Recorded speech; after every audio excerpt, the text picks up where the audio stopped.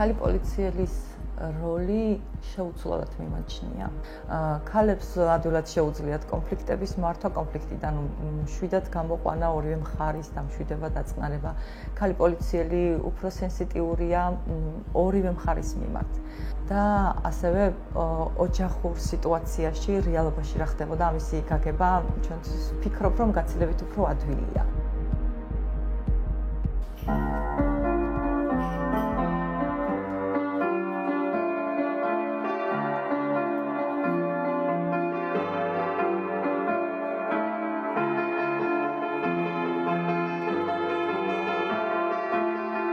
მოსკოვის სასწავლებლის დასრულებას ვერ მივაღწიე, რადგანაც 17 წლის ასაკში მომიტაცეს, ესეც ძალიან პოპულარული იყო იმ პერიოდში.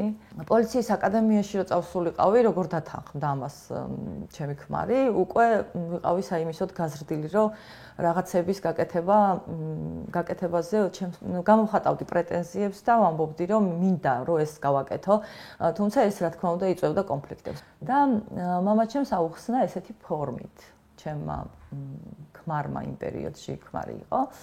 ისწავლოს პოლიციის აკადემიაშიო და ნახავსო, რომ ვერაფერს ვერ მიაღწევსო და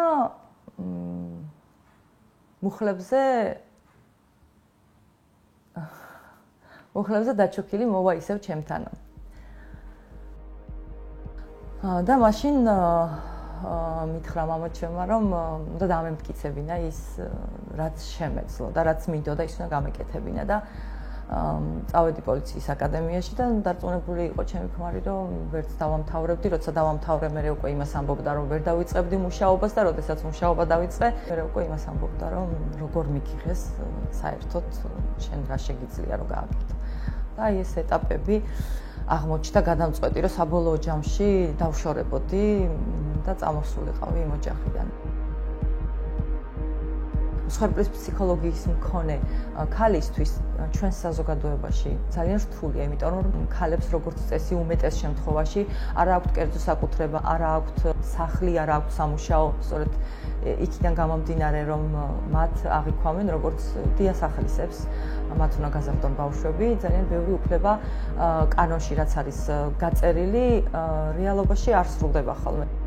ჩემ შემთხვევაში მნიშვნელოვანი იყო მშობლების მხარდაჭერა, მნიშვნელოვანი იყო ოჯახის წევრების მხარდაჭერა და ყველაზე უფრო მნიშვნელოვანი მაინც იყო ის, რომ ჩემ შვილებს ძალიან კარგად ესმოდათ, რომ მე მინდოდა ყოფილიყავი პოლიციელი, რომ მე მინდოდა დავხმარებოდი სხვა ადამიანებს. თითოეულ ქალს მინდა უთხრა, რომ თავი აღიქვას სამყაროს ცენტრად.